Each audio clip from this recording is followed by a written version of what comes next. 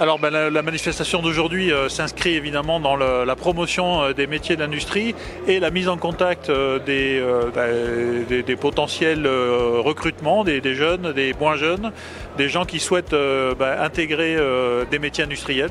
Donc l'idée de base en fait c'est de mettre en contact les entreprises avec les salariés ou les futurs salariés pour que les mariages se fassent en quelque sorte. Le territoire de la Savoie est quasiment au plein emploi à l'heure actuellement avec 5,2 de taux de chômage et où il y a beaucoup de tensions de recrutement dans la plupart des secteurs d'activité.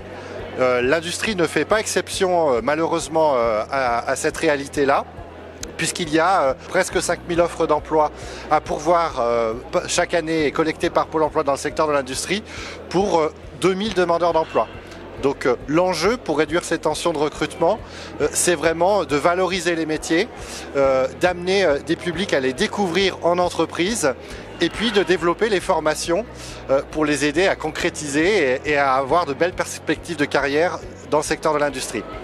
Effectivement, on a la chance de pouvoir compter sur l'UMM, qui est donc la Fédération des entreprises, avec qui on a développé une formation et où toutes les semaines on envoie des publics pour commencer des parcours.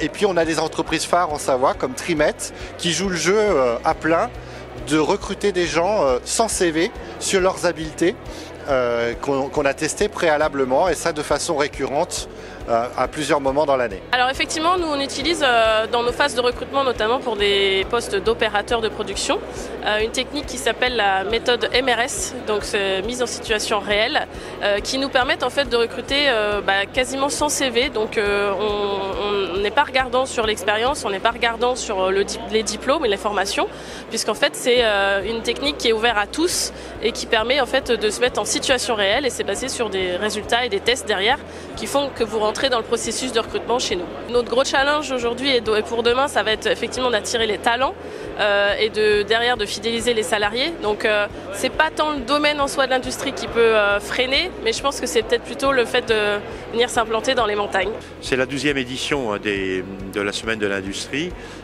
L'idée c'est effectivement d'avoir du contact avec des jeunes femmes, des jeunes hommes, et de montrer tout l'attrait aujourd'hui de l'industrie, un secteur très présent en Savoie depuis très longtemps, qui se renouvelle, qui innove, qui exporte, et dans des métiers qui évoluent beaucoup. C'est l'occasion aussi de dire qu'aujourd'hui, les représentations qu'on a de l'industrie, il faut les mettre à jour. On n'est plus au 19e siècle pour faire court.